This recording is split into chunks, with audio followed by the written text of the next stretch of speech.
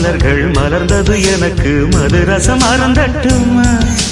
விடுகின்ற வரையில் முடிகின்ற வரையில் கவிதைகள் எழுதட்டுமா முத்தம் என்ற கடலில் முத்து குளிப்போமா உன் காது கடித்தேன் நான் கனவினில் மெல்ல இன்று கட்டி அணைத்தேன் இது கற்பனை அல்ல அடிமனம் தவிக்கும் அடிக்கடி துடிக்கும் ஆசையை திருகிவிடு இருவிழி மயங்கி இதழ்களில் இறங்கி உயிர் வரை பரவி